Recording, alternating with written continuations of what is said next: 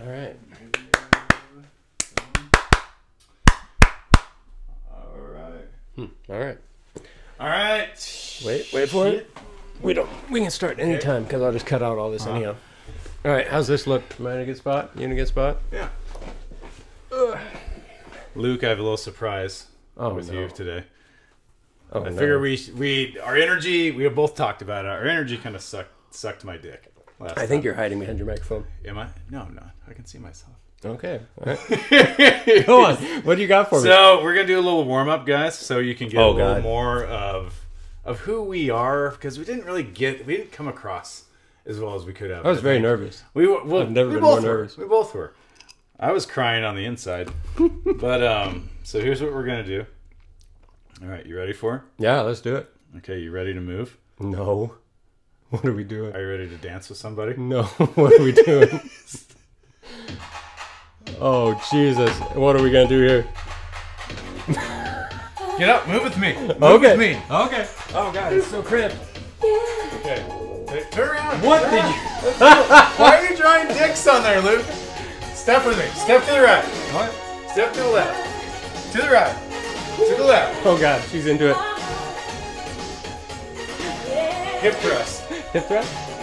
Loosen the hips. All right. I like it. Okay, to the left. Oh, yeah. To the left. All right. To the right. Yep. And the hips. And the hips now? left. Oh.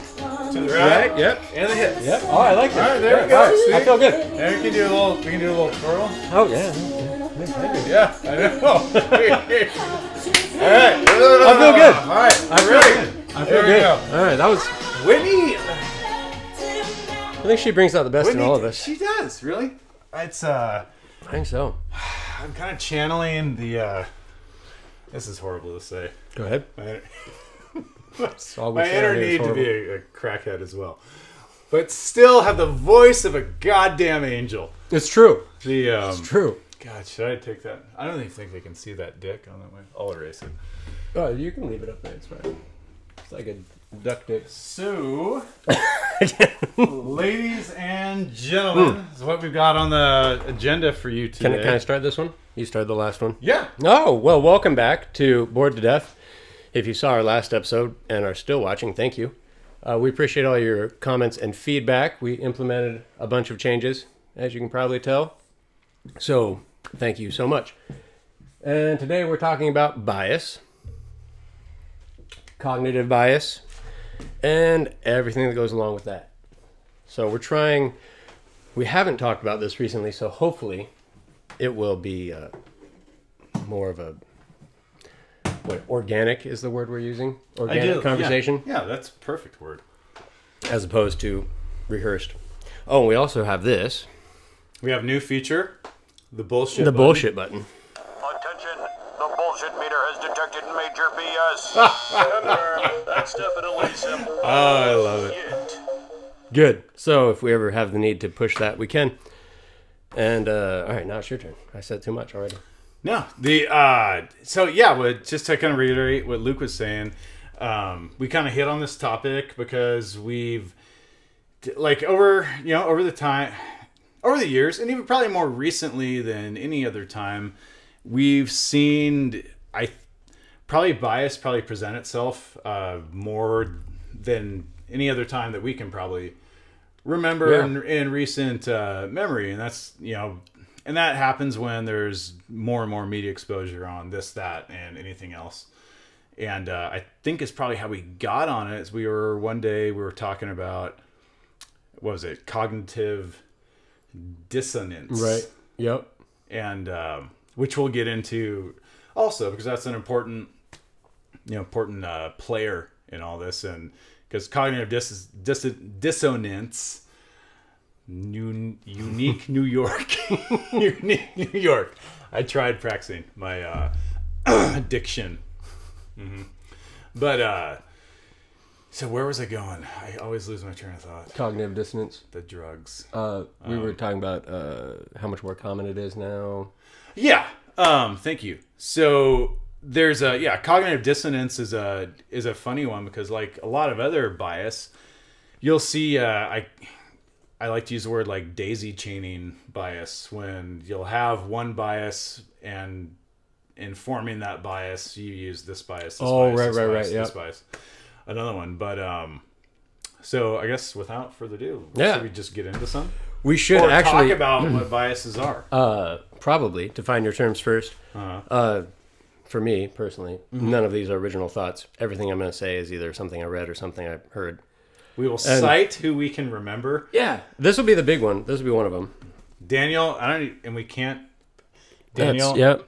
You guys can say Kahneman. Kahneman. However you want to do Kahneman. Uh-huh. Nobel Prize winner. Yeah, and then I'll post links to what I'll be talking about. Big Think. I saw a good video by Big Think on this, which was really cool. And the guy has this German accent, so he sounds super smart. And he says biases, which I really want to say because it sounds like so intelligent to me. It does. But I can't be that. If you can channel that European accent, it gives you so much more credibility. It's ridiculous. Right off the bat.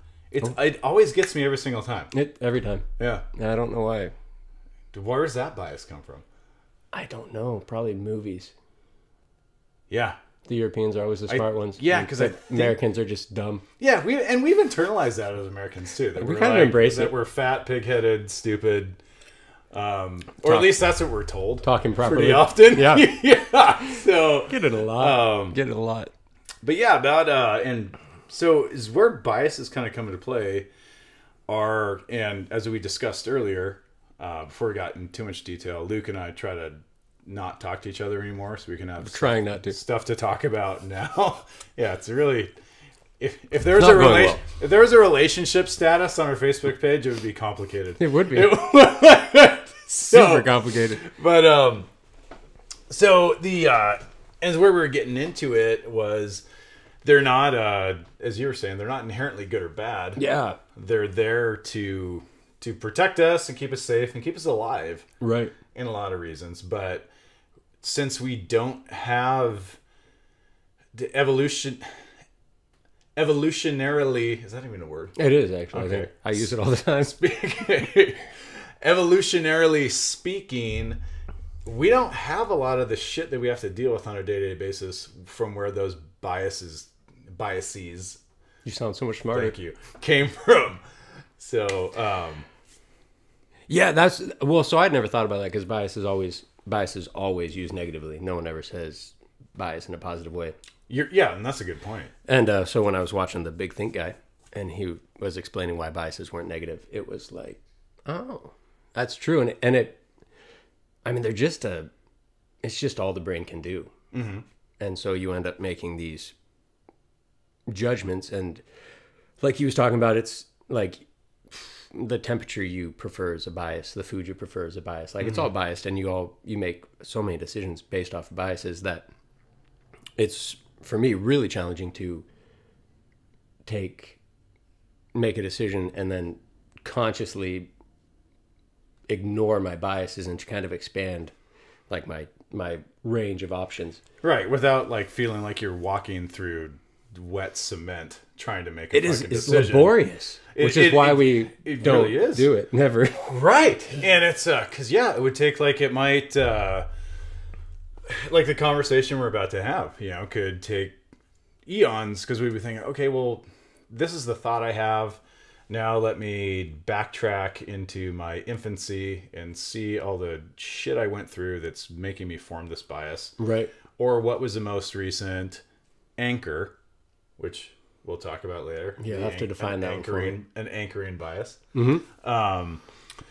And what have I been primed with? Oh yeah, which is another bias, and and all sorts of stuff. Or am I forming this opinion because someone I held in a very high regard because they're a celebrity, right? And they said something, and I give their opinion more credence over somebody else because of the high status that I hold them in. Right. Whereas, like, Luke Mills could tell me the same thing, and I would be like, go fuck yourself. Right. Yeah. You know what you're talking about. Yeah. And they're, and I forget the name of that bias. I think I wrote it down in my notebook, but, check it out. But so, I guess maybe we'll just start talking about certain types. We could. There's a ton of them. Or did you want... No, I didn't have anything else. Okay. I did want to go over them. So, apparently, behavioral economics is the new version of what was called traditional economics, as far as like how to think. And this is, I'll post the link. Daniel Kahneman, as we're saying his name, he compared the two as if they were describing two different species. So apparently, traditional economics was like the belief that humans would make rational choices. Oh, Jesus. And the That's optimistic. that's the wildest thing, right? Like, Right. not only was this such a popular train of thought, like they actually taught it. It got a name, and that's how long we believed that humans made rational choices, which is laughable. I don't think I've made two rational choices in my life. And that's funny. Dan I'm probably saying his name wrong. Ariely is another author of a few books that we've talked about. And I think we both watched that documentary, The Dishonest Truth. The Truth about Dishonesty. Yep. Big player in that realm also, and talks about rationality and things like that, and how we get into some talks about morality that this was brought up. Like if what we rationally like deem to be like good or bad generally comes down to what the group think. Right. Oh yeah, the slippery slope of if we all, and he used as what Ariely used an example, and a lot of the stuff we'll talk about is are good sample sizes. They've done several experiments over a lot of these, and they've used huge sample sizes of like 40,000 people plus. So it's a pretty good representation of the norm, I would say. And they did these cheating exercises, and he would give them a test and give them some sort of reward for how many they said they got right. Oh, right. And the people would cheat pretty on a fairly regular basis, and then when they put in somebody else, they did all these tests at one university, and then when they put somebody else in the test group that was wearing a sweatshirt of a different university, and this guy got up after like 30 seconds and turned his deal in and said he got all of them right, there's this group think that everybody gets together like, well, we're not cheaters, and then they don't cheat. So, and it's but when the reverse happens, that just goes out the window and everybody cheats. Right. And the one guy, sitting there, he might be the last one going. And so it's really interesting. It's an interesting case study, and like how we rationalize what is, quote, right and wrong. Yeah. And we see that God played out in a crazy manner every day. Oh yeah. Of how we jump on. And that leads us to another bias, the bandwagon. Oh, my favorite. It's got another name, but bandwagon's probably the most common name. Oh, it's that and the herd effect. If we talk about that now, we're gonna have to talk about Area 51, and then. Oh God! Well, let's do it. Okay. Fuck the aliens. This is a great topic. Aliens. Aaron Delvaux, where are you? I hope he watches these. I know. Yeah, the bandwagon effect is freaking wild. Like, even like, okay, so like you're driving out to work and everybody's doing 110. I'm doing 110. Like, man, they can't catch us all. Here we go. Right. Now, if everyone's going 55, I'll still do like 70. So it doesn't quite work. But like the bandwagon effect is, for me, I ride bandwagons. I'll be honest about that. But I always ride them late, which is annoying because like about the time I'm like, yeah, this seems like a good idea. This seems safe. I'll jump on the bandwagon. Everybody jumps off. And that's how I rationalize it. Yeah. Like and that's how I rationalize it and keep myself thinking I'm unique. Ooh. Like, I'll let all those lemmings go first. And then, like, when it's not cool anymore, then I'll jump on that. Yeah. So the uniqueness bias, that was the other one the guy from the Big Think talked about. Yes, that's right. That was super. You guys have just watched the video. It's okay, I think I'm covering myself up with my mic. Anyhow, are you? No, you're. I don't know. I slouch. The uniqueness bias was like how he explained it. Was just like we spend so much. Well, one, he kind of explained it as like a survival mechanism. Like if the people that like you have to believe you're special to make it through life, especially back when life was actually harder. But it's because you spend so much time around yourself. So like the more time you spend around a person, yourself or anybody, the more unique you think they are because you know so much more about them. Yeah. Where everyone you don't know is all the same. Like you walk into Starbucks and everybody's wearing the same hat and has the same beard and all wearing the same jeans and you're like, you're all the same. Yeah. But if you got to know them, put them into groups and stuff, right. so it's easier for us to process. Yeah. And that's the role that a lot of those biases play. Right. It's like so we can make sense of the world which around is us. so weird that they're so useful and good, but we always view them as bad. They are. Because they're always referred to as a bad thing. They are, and that's a good point, because generally, like, how often do we see bias stuck in, like, an example of, like, subconscious racial bias, or a bias against, you know, women, or bias against men, or right, bias journalism, bias. Right, yeah, like, you know, like Fox or something, when they say, like, we're fair and unbiased. Right, yeah, unbiased. On some level, maybe. I don't know. Maybe. Unlikely. But, well, that's... And CNN's the same way, and it's true to the sense that through the lens you view the world through, it might be, but therein lies a bias as well. So if you just did... I've always wondered that. If somebody just reported facts, if anybody would have any idea what to do with that information. And inevitably, they would just filter it through their own bias anyhow, so your end result would be probably about the same, in that they would take the info, discard the pieces they don't like, take the pieces they do like. What's that one? What bias is that? I think it kind of plays into the straw man fallacy, which would a straw man would be like, if you, let's say you do just present me with some facts, like here's our like, Heath, here's our quarterly report. These are the numbers, da da da da da da da, and based on these numbers, it looks like we should put more money in here. And then you say, oh, so you oversimplify the information I just gave you, and you come to an odd conclusion, like, oh, so we should just fuck everything and put it all in here. Like, that's stupid. Like, that's straw manning somebody is like oversimplifying what they're telling you, and making it look like stupid and insignificant or something. That's not the best explanation, but this is the gist of it. I don't know if that's what you're going off. I do that with everything in my life. I do it a lot too, and I'll do it, and then 5 minutes later it hits me, and I'm like, God, Heath, you're a fucking dick. And it's like, you're like, bravo on assuming what somebody's fucking trying to tell you. I oversimplify everything because I hate choices. Well, but that would be an instance where it's not, like, when biases play out, they're not bad if they don't hurt anybody. Like, if it's like when you're shopping at the grocery store, you pick up you're looking at spicy hot chili and regular chili. I mean, like, choices like that aren't hurting anybody. But so stuff like that is okay to have, be completely unconscious in your thought process.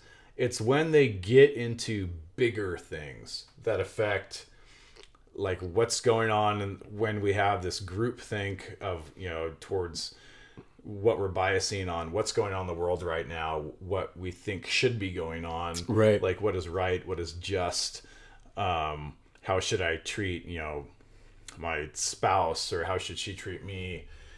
Things, gender roles. Yeah, Jesus. on a bigger scale. That's when bias can get sort of dangerous and start to have some real heavy implications. And thoughts. I think we should talk about gender roles sometime. Well, okay. Maybe later. One of the things we were trying to work on is staying on topic, because normally, and when Luke and I talk, this would take a fucking turn, and it's why right there. It's why we have trouble cramming a 4-hour conversation into like 30-40 minutes. Yeah, and so now we're just gonna talk, and just shit'll happen. But do you want to start hitting on some types of bias? Sadly, I didn't write any down. I've got some that I remember. I've got a couple memorized. We're gonna try to hit on a few, what we think are kind of like cornerstone type biases or biases. You sound smarter when you say biases. I can't do it though. You should do it. I went to college 3 different times, Luke, and I'm right fucking here doing nothing. But So yeah, I'll write down a few that I think we can probably spend quite a bit of time talking about. Some that are pretty relevant in my own bias. I think they have relevancy to what's going on, and I think they're important because you obviously can't use these constantly, but when you have the time and you are consciously aware of the things you are doing, you can sit down and give yourself a very strong self-assessment of what I said or what I did or what I'm currently thinking may be flawed. Let me take a little deeper look and see why I acted aggressively, why I got defensive about this, why I think I feel so strongly about this. That's a weird one. Like this, it's crippling. This is like no wonder we have biases, because I can, if I stop every time and analyze, like, why do I even care?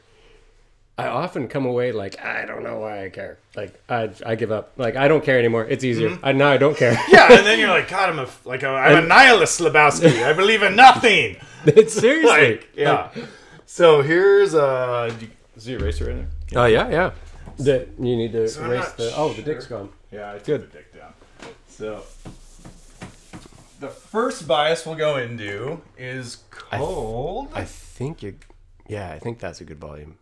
Is We that? we, Okay. we don't wear headphones like real pros. We just kind of watch the sounds on the screen. So I think you guys see us, and this is embarrassing. Can you look up how to spell anchoring? A-N. I'm looking it up right now. I don't know either. CHORING. I-N-G. That's right. Okay. The anchoring bias. Now, what the anchoring bias is It'd be interesting if anybody can even see that. I'm so confused. you take we get a piece of information that let me look it up here. Okay, we take a pice of information. I can hold this. Oh, thank you. And that's what we anchor the rest of our decisions on. So if, as an example, or decisions or a thought process. So an example, like if I were to give you some information, like, Luke, answer this question. And I'm going to give you two different values on two different questions. Is this certain type of tree more or less than 180, more or less than like 187 feet? Give your value. And then if I rephrase that question again, like, Luke, is this particular type of tree more or less than 2,000 something? Right. You'll anchor to that initial value, and you'll base your guess closer to those values. Right. So now where anchoring can come in is like when you purchase something, when you purchase a car, when you negotiate, do things like that, or you just receive a certain information that has value, and then you anchor to that, hence the word, and you make your following decisions, negotiations, or draw your conclusions based off of that anchor that you use subconsciously as your primary piece of information. This bias was discovered by car salesmen, wasn't it? It probably was. It's used incredibly. And therein lies like kind of one of the interesting stuff is like one of the interesting things is when your knowledge of biases increases, you kind of have like sort of a potential superpower at your fingertips, because you can use it for bad, evil, or you can use it for good. Because when you have a knowledge of how biases work, you can really manipulate the way people think. So we've talked about this, and that's the scary thing is this is such a field of study. Like the amount of examples you've told me about in the books and the hype that guy built around, right? Like this is such a field of study that makes so much money, and there's just anytime there's money involved, obviously that field is going to progress, right? Because it's capitalist, like capitalism. Money makes things happen. there's no way we could ever know as much as, like, even reading like books like this. Like, you can't possibly be an expert in this field, and it's terrifying to just sit there and realize that I'm being manipulated all the time, no matter what I'm doing. Constantly. Yeah. And by people that make a living doing nothing but this. And I'm just seeing there's a helpless bystander going like, I guess I will pick this beer, or I guess I will buy this product, or I guess I... And you're like, it's probably I was just manipulated, but heck, I'm happy, so I guess it doesn't matter. I don't know as far as... It is weird how much research there is into this. Like, I guess you can win a Nobel Prize in economics on it. Yeah. So it must be valuable on some level. Well, I'm sure whatever advertising agencies got a hold of that book were probably like, oh yeah, thank you. Right? But there's so yeah, to kind of tail off that, it's fuck. I always lose my train of thought. I know, it's wild. Shouldn't have done so many drugs. No, it's good. When I was a kid. But Ryan Holiday, he's a fantastic author. He's kind of a neo what is it? Those Marcus Aurelius and those guys. Stoic? Socrates. Stoic, yeah. Yeah. Kind of a neo-stoic. I like Stoicism. Has a bunch of great books on Stoicism and application to today and stuff like that. I highly recommend checking him out. He got his start as a kind of a, I don't know if it was like an ad agent or a guy that comes in and pumps up like a certain product. Right. And so like we're kind of tailing off what you were talking about in manipulating, things like that. Ryan goes on and talks about in the documentary, the honest truth about dishonesty, about he represented Tucker Carlson, who was a kind of cult figure in the male frat realm with his blogs and the book he wrote, I Hope They Serve Beer in Hell, which was later turned into a movie. Tucker Carlson? The guy on Fox News? No, not Tucker Carlson. I'm getting the name wrong. Sorry, Tucker. God damn it. I was really shocked. I had no idea. Yeah. It might actually be. We'll look at... we're going to look this up. I can just put it in the comments. Or put it in the... Let's see here. Yeah, fuck it. We'll just put it in there later. But anyway, we're going to correct the name. Or maybe not. Maybe Tucker, it is Tucker maybe Carlson. it is. Maybe it is you. Maybe there might be more than one person named Tucker. It seems like it could be a common name. Mm-hmm. Not a fan of the name. No? I don't know why. Too many syllables? Tucker? I don't know. Tucker sounds like a middle name. Low IQ. Ooh. I'm really being an asshole. I'm really biasing right now. You are? Yeah, because I've never... Why do you feel that way? I don't know. I don't even know if I've met a Tucker. I knew a dog named Tucker. Well, remember we were watching Freakonomics? Yes. And he was talking about stripper names? Oh, and yeah, how yeah. A lot of the names like that were stripper names, that are stripper names now, and he was linking them to the socioeconomic status of people with those names now as opposed to then. And most stripper names like Misty, Bobby, those are the only ones I can remember. The only ones that don't sound ridiculous. Back at the turn of the century, or even like 30, 40, 50 years ago. 40 years, yeah. They were names that were pretty synonymous with more affluent families. Right. But there's been this like paradigm shift or something. But anyway, I'm getting sidetracked. That's fine. That's kind of what we do here. We are bored to death. But I do it myself. That's fine. I don't even do it all need the time. to be sidetracked. I do it all the time. So what was I talking about? Ryan Holiday, right? And Tucker Carlson. Yeah, and Tucker. You son of a bitch. So Ryan goes on and discusses how he pumped up the first the book and then the movie How to Serve Beer in Hell, and using manipulation type stuff to create an anchor, create a bandwagon effect, and so on and so forth. It's one of those what I referred to earlier in the podcast of daisy chaining, knowing how biases work and daisy chaining them on to manipulate us into doing whatever. Right. So this How to Serve Beer in Hell, and the author was an extremely controversial book. It it was incredibly degrading towards women, very misogynistic. inappropriate on several levels, unless you're like a frat dude or something Okay. like that, popping your collar on your pastel colored polo. I think that's still a thing, probably. Or some of the classic frat looks never change. Really? I had So, no idea. I don't know. I went to community college for 4 years, so I don't. Yeah. But so is what so to capitalize off of that and to create buzz about how to serve beer in hell, Ryan created essentially some fake campaigns against it.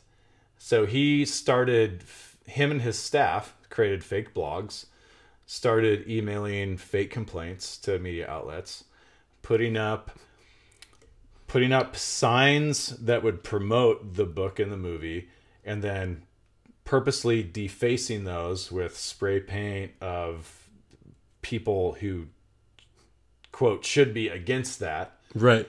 And then creating up a huge stir about how this should be controversial, and like, look at this pig of a man. Right. And as he kept on doing that, more like sales just started going up and up and up and up. And when he got on like I think in Chicago, where the movie was premiering, the Chicago City Transit had a bunch of billboards on their buses Right. for the movie. He put them there. He was also the first one to start the campaign against those banners to get them banned, and then led the charge to get the movie banned based on riling up women's groups and things like that on the aspect of, this is sensationalizing misogyny and toxic masculinity, which probably wasn't a word back then. It is now. How long ago was this? I don't know. I think toxic masculinity, I think I first started hearing that, or first was cognizant of hearing it. I probably subconsciously tuned it out just so I never had to deal with my own, maybe. No, it is new. But yeah, it is a newer term, I think.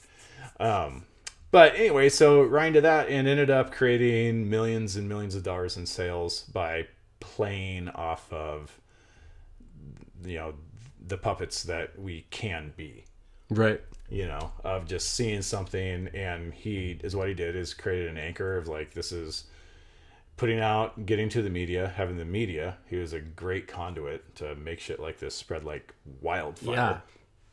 And use the media to create a bandwagon effect, and then everyone sees this thing. But and this happens so often in real life too, is we give something so much press. We give terrorists tons of press. Do you want to talk about that thing? Let me finish this. Go ahead. But we give terrorists ton of press. We give, in a lot of groups, the president of the United States, who a lot of people have some really strong opinions for, but we put him on the news every fucking day. Right. And a lot of it is because of you wanting to see that fucking train wreck, but then getting pissed off when you see it. Right. And it's and so that's and that's just one thing we'll talk about, like that sometimes we got to pump the brakes on, like, maybe I'm part of the problem. Maybe if I need to communicate with my media outlets and say that, if it's something I truly believe in, like in my heart, we can't show this. We can't sensationalize mass shooters. We can't sensationalize things that we hate, because it's just going to perpetuate more of it. Right. And I think I know where you're going. You're talking about the suicide thing. Yeah, right. That was freaking wild. And how they kind of follow it, but don't on any other. Right. And do you want to explain where? No, God, you're the one that tells me all these interesting things. Like when it comes to me, I'm like, I'm just going to recount what you said and probably mess it up. No, just do it. So who was it? Was it the FCC? It was the Federal Communications, Commission? FCC and another governing body. Yeah, so they came up with rules about talking about suicides on the air, like when you're the news broadcast. And the whole point of all the rules was to not give it so much press that it would become popular, because I don't know, bandwagon effect. I don't know. I don't know which. You're right. I don't know which Spread bias it, like, this is. may spread it like through like have a systemic spreading Right. of it. Yeah. Right. So, and then they follow it with that. But I mean, dude, I can remember, well, especially with Columbine, man, everybody knew everything about those shooters. Like, everybody knew their names. Everybody knew what they wore. Like, black trench coats were a thing for the next 10 years. Because, like, oh, I'm a rebel. I wear a black trench coat. Essentially, the media's coverage essentially created the, quote, trench coat mafia. Right. Yeah. Yeah. And it's just interesting. It's terrifying how easily manipulated, like, humans are. And the wild thing is to think that biases at some point, and even today, do have a purpose and a value, and they're not bad. I'd say biases probably aren't even bad half the time. It's kind of every decision I make is... No, because they're like the day-to-day decisions we make, normally they're harmless. Yeah, and then it's so hard to think deeply, and the worst part is every time I do think deeply, maybe not the worst part, it's just how it is. Every time I do think deeply, I realize I don't care or I don't know. It's one or the other. I never really dive into something. And I don't know, I was having this, it seems like biases kind of keep your options limited, sort of like just a pie. Like if this is a pie and you can see 180 degrees in front of you, and biases kind of keep you here, like just right in your, lane of sight. They're kind of like blinders. And then I can draw a picture. Hold that thought. You talk, I'll draw. Okay. You want to use blue? It might be easier to see. Okay. And then as you start expanding your like exploring your biases, all of a sudden I realize, not you, I'll say I, because I have no idea what anybody else is doing these days. The collective we. What was that, Big Lebowski? I don't know. No, that's the royal. Oh, the royal we. The royal we. Yeah. So, but as I explore things and my vision gets wider as I start to explore the options on either side of that pie, I become less and less apt to make a decision at all. It seems like this is my decision zone right in there, and then maybe this is possibility. Maybe. Yeah, anywhere in there is like the entire thing. And as soon as I even branch out to like here, just like maybe a quarter of the pizza, all of a sudden I'm paralyzed and I can't make a decision. I either don't care, I don't know, and then I leave it. This It gets to like I've made kind of like what a lot of decisions we make. Like when I start exploring my biases too much, I start making a giant mountain out of a molehill. Yeah, like something like that. Right? Yeah, exactly. Okay, that's why I'd never do it, and then whenever I do it, I just don't. I end up not knowing. I end up being like, well, I don't know. Right, and where they kind of where we touched on is where they'll come in handy is like if it's we start really looking into like I'll give two examples, and I'm just gonna go off of a few different sources that I've read. Like one of them would be the disproportionate. Like how we look at an interesting one, how we look at terrorism and all the money we spend on anti-terrorism. Right. Statistically, on the newest statistics from OSHA and a few other governing agencies, you are 55 times more likely to be killed by your own TV than you are to be killed by a terrorist. Are they talking obesity or like do TVs fall on people regularly? By TVs falling on you, by electrocution, whatever. But I'm impressed. You are 55 times more likely to be killed by a TV than by terrorism. But because terrorism has been perpetuated so much, we've created a hysteria and a fear that may or may not be legitimate. But the statistics kind of point a different way. Yep. And then another example would be I forgot. We've talked about this. I need to talk faster so I don't forget the shit I'm talking you're good. About. You're very focused. By the time you get done talking about what you're talking about, we were talking about this with gun deaths versus other deaths. Is that where you're going? Okay, no, yeah, that's crazy. You brought it up. So, and another one was Okay, and this is an interesting statistic that, because we look at, as far as gun deaths go, they're massively disproportionate than what we're actually told. But some of the examples we use is, Luke and I are unapologetically very adamant supporters of the Second Amendment. And that's a fair statement. And I'm upset I can't buy a machine gun. Yeah, because we know we're going to be responsible with it. And there's a lot of other stuff that goes. I don't want to go too far off the reservation, but Do that some other time. But in some of the stuff we use as adamant supporters of gun control, some of the examples we use is we'll use like states or cities that have some of the strictest gun laws as, okay, look at how fucked up they are, right? And all this stuff and let's look back. What's the big thing they did was did all these anti-gun laws, and look what's going on. If we dig deeper into the information, we could see that yes, like cities like Chicago are still like number one, right, as far as crimes like that go with the banning of firearms.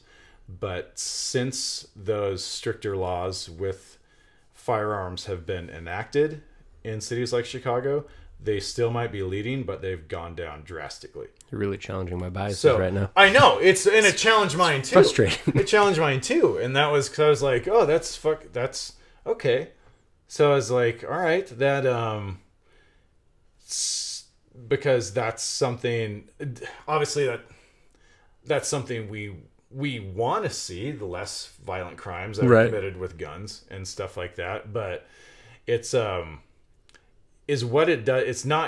It's not good or bad. Is what it does is just it challenges guys like us to dig deeper into what we're going to use as evidence to thwart what people are telling us, I guess. And that's even a bad way to put it, because then we're just using a self-serving bias, looking for information that supports what we want, which is another one also. I do that all the time. I'm very comfortable with this. We might need another drink. Well, or we can just shut her down. We're at 1275. I don't know what that means still. I think it's about 40 minutes. Yeah, I think, well, I got it over there. We're at 42. 42. Oh, nice. There's so much more to talk about, though. We can do it next time. Let's go a little longer. Sure. I want to pause it and get more drinks. We don't have to pause it. We'll just cut it out. Okay, we'll be right back. I'll play some music in the intermission. Okay. Yeah. That's one thing we talked about anyways. I want to you want to do a music recommendation? Yeah. Yeah. Have Gun Will Travel. I'm going to pull it up right now. I can just put it on the Have Gun Will Travel. I can put it on the Bluetooth. Do it. Have Gun Will Travel. Their new album. This is one thing we talked about doing, is throwing on some music breaks, because this is, as Luke put it very eloquently at the beginning, we like to be organic. Yeah. You came up with that, but because I don't know. You're going to label us as alt-right at some point. I think we already talked about guns, so we're probably already there. Right. But there's a lot of, but again, don't make a decision of who we are based off, like, was this 2 episodes so far? There's a lot of, just like you guys, we've got a lot of layers. And there's some things we believe in and don't believe in that would absolutely fucking floor you and surprise you in a good way. I hope so. And probably surprise people in some bad ways. But anyhow, regardless. Again, that's my own bias. So we spent 43 minutes so far, and we've hit 1. That was good. Yeah. By the end of the year, we should have them all. Okay, so just want to take a break and we just let it keep filming? Yeah, we can play the music if it works, and then we'll leave it. Okay, so Have Gun Will Travel is their new album. Obviously, all are. Okay. This is just my personal recommendation. Their new album, Strange Chemistry. Okay, so It's very Tom Petty. Oh, nice. But sort of in a 90s way. Have Gun if I were to describe it. Travel. Using my biases. And one thing I forgot to bring up earlier, I'll bring it up again when we finish. Care for Wild Africa. Oh yeah, we're gonna talk about rhinos. Sanctuary for orphaned baby rhinoceros. I want to give them as many shout outs as possible. And Keon, the company that makes this shirt I'm wearing right now. That Okay. Also makes a bunch of great supplements started by Ben Greenfield. And sorry, Ben, I'm going to go right back to the rhinos. So one thing that Luke and I want to do is bring some awareness to a cause that we would like to see addressed, and we're going to do what we can on our end. And we've talked about having some of those Change for Change events. That we need to do in that. Episode 1, and we'll get to that later. I like it. Yeah. Maybe sometime, But we will. Care for Wild, Ryan. Care for Wild, Africa. All right. So That's the one. Strange. Okay. Yeah. What's the song? They're all good, but What's the one you're talking about though? oh, they're all good. Let's go. This one. Yeah. Start right in the middle. Everyone's judging you. That's fine. All right. We'll be back. All right, guys. We'll be back. Oh yeah.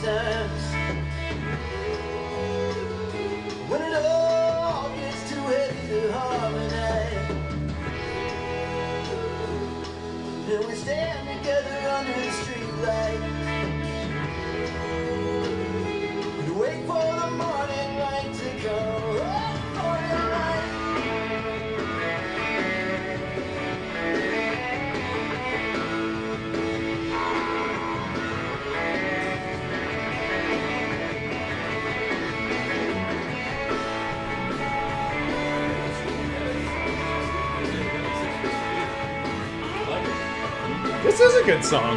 Dude, it's really good. It's very Tom Petty. Yeah. I'm gonna ruin it like the DJs always did. Remember back in the day of tape decks, and you'd be like trying to record a song, and the DJ would come in at the very end and be like, "And that was," and you're like, "Motherfucker, really? I had a good recording." Yeah. So what's the next one? I was gonna. We did anchoring. We didn't do priming. That'd be a good one. Priming's a good one. Gambler's Fallacy and a Dunning-Kruger effect. We should definitely. That one gets mentioned a lot, and I don't think anybody knows what it means. Yeah.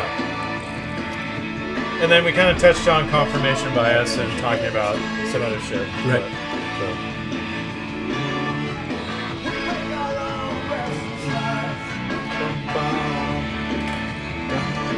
Woohoo! Cheers, buddy. All right. Oh, I messed it up. Where is it? All right. There you go. I got to play another song. All right, guys. So We're I back. hope you like that music break by the album American History. No, it's Strange Chemistry. Strange Chemistry. Strange Chemistry is the album. The band is Have Gun Will Travel. They're pretty awesome. They've been Ladies around and for a long gentlemen, time. Years from now, you'll find out that I'm called a moron. But I would use another word, but it's You can't say that word anymore. You can't. It's right up there with some other words that we don't say anymore. Yeah. Yeah. Yeah, we'll talk about probably that. Probably for the best. Yeah, we'll talk about that some other time. But continuing on. Yes, with biases. Yeah, Back. with biases. You can keep doing it. I think it works for you. I can't. I can't do it. You don't. I feel so fake. You don't. Nah. I'm just. Well, that's good. Be true to yourself. I'm just biases. Guys, let's look into the camera. Guys, Yeah. be you. All right. You do you, boo boo. Unapologetically, be you. Unless it requires an apology. Canadians probably apologize all the time. Sometimes you'll think you're being you, and you'll just end up being an asshole. Which might be you. Mm-hmm. It's deep if you think about it. It's terrifying. So, some other ones to hit on, maybe briefly or go into some depth about them. An interesting one I was reading about is called declinism, which is the thought of that things were so much better when.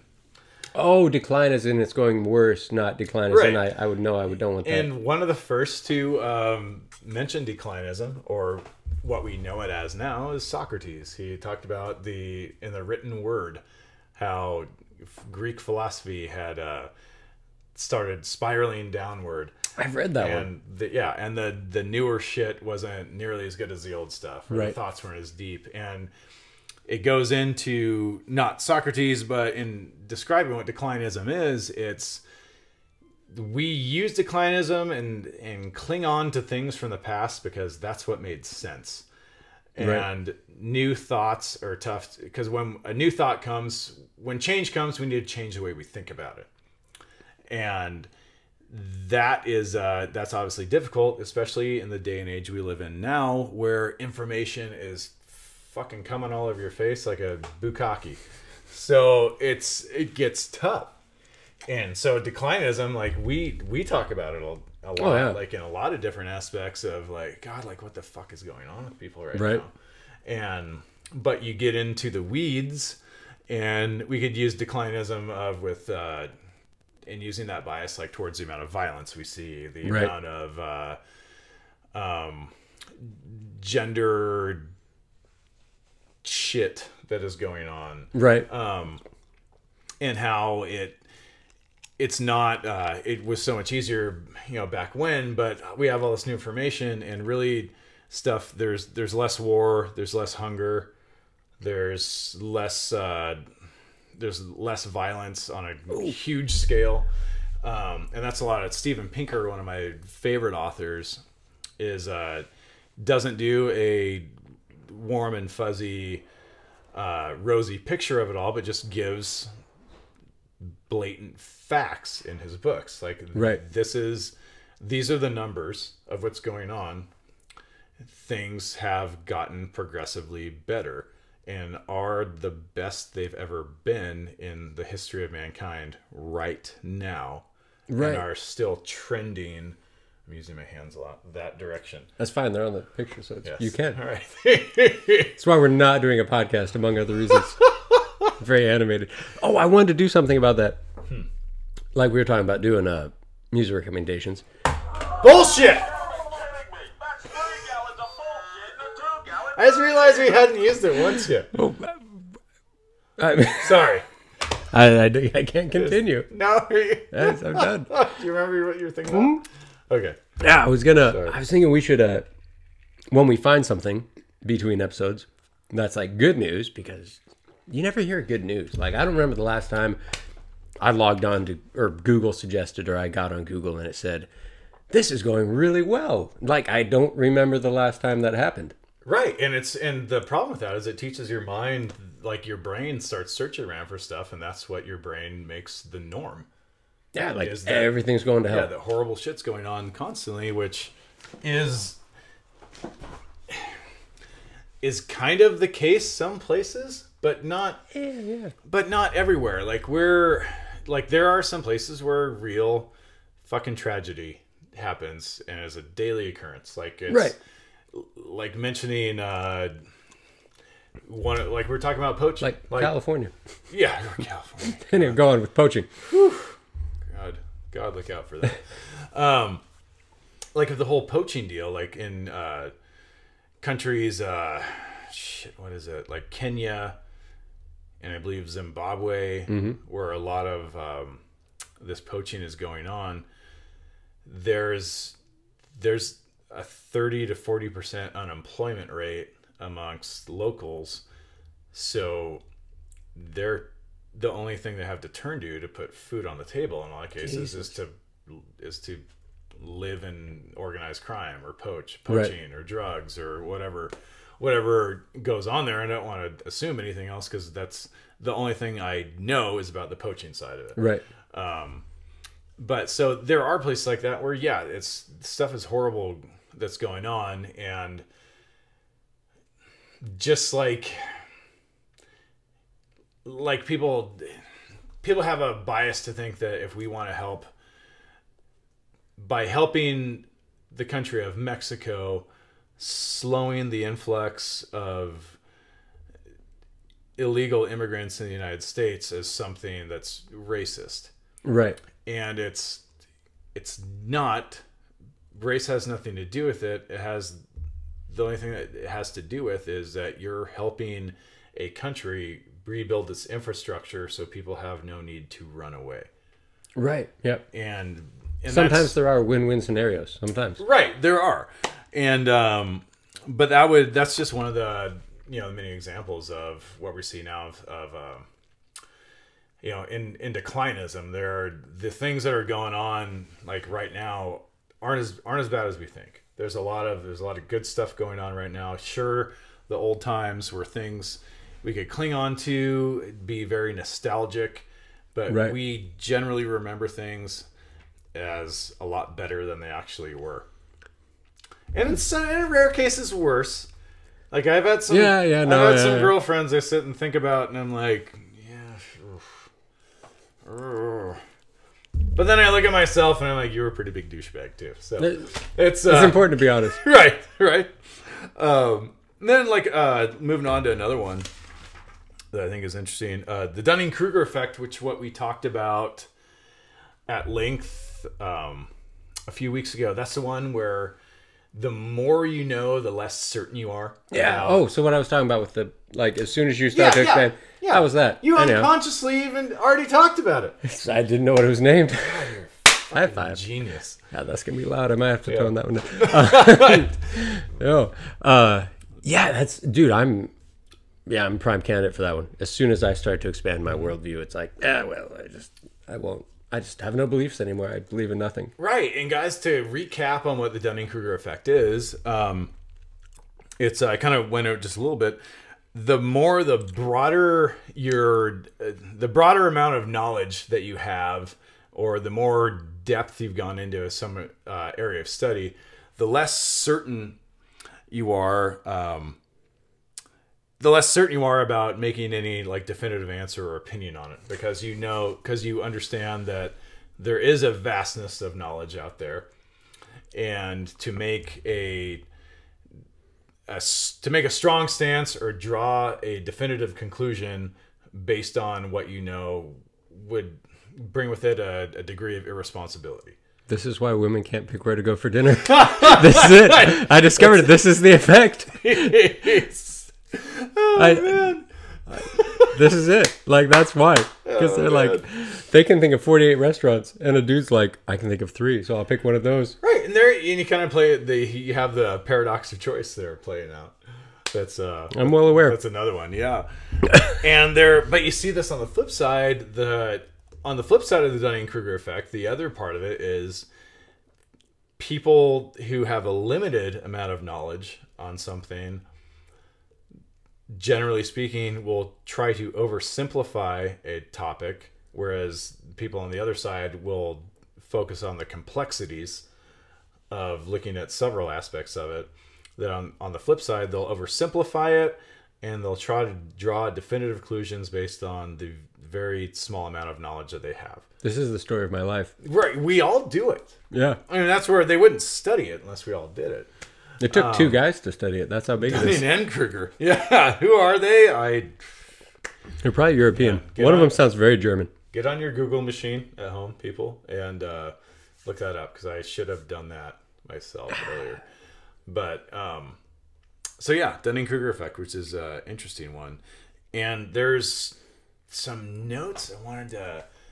I'll bring it up in the next podcast episode, but and this was because I really wanted to touch on cognitive dissonance, but we can talk about that next episode. We're good. So I had some good took some good notes on the Stanford prison experiment. Oh yeah, we need to talk about that one. And oh god, there was the other one that because that was with putting people in a hierarchy of powers to see how that changed. Oh, the murder one.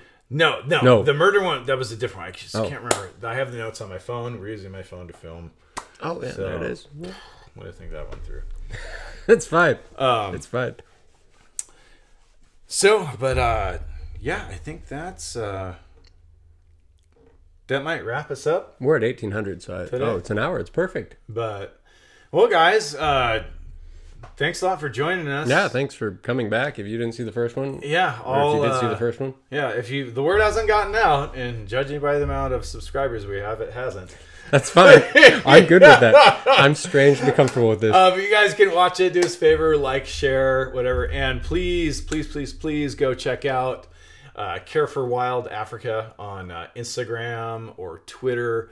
Check out their mission. Again, it's the largest wild baby rhino sanctuary, and is why they're so important. Is when a mother gets killed in illegal poaching, their children depend on their mothers for roughly the first 3 to 4 years of their lives to gain a lot of the essential life skills that you and I need to get.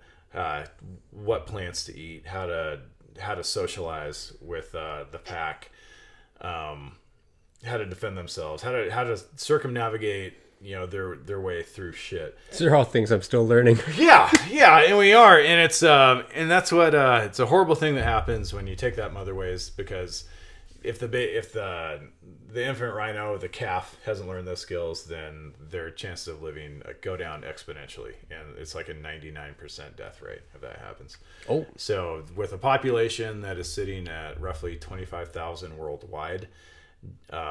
In Africa, that at the turn of the century, I believe in 1908, was well over 1 million, and it's and once they're gone, they're gone.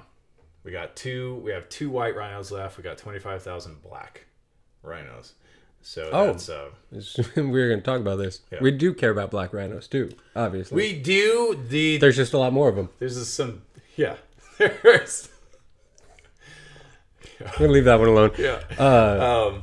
This is why we don't. They see humans survive on their own. That's why we don't care about humans. We do. Well, humans survive on their own, and also we've got time to figure our stuff out. Certain. No, only till 2032, man. Oh God, wasn't it 2012 a little bit ago? I think it was 2000 a while ago. Oh jeez, yeah. So we've got time to figure our shit out. There's some species like that, and some species. To be completely clear, yes, some species just die out. This because that's what nature's intended. This is a species that is not encroaching on any municipalities. Right. It's never been close to any large municipality or any place where there's a ton of people. It's literally their environment isn't being destroyed, and that's why they're literally dying off because people are going out and killing them for a horn on their head. And that's so they're surviving in spite of what we're doing as nothing. And that's why I guess I feel so strongly about it. Is this isn't something that the expansion of humanity that's encroaching on their, like, they're not fucking with anything, and we're killing them for their horns. Right. So do what you can do. Visit Care for Wild Africa, please. And we love you guys. Yeah, love you. Mark? Yeah, maybe. Cheers. Thanks for tuning in. All right, guys. Mwah. See you later. How do we stop this? I don't remember.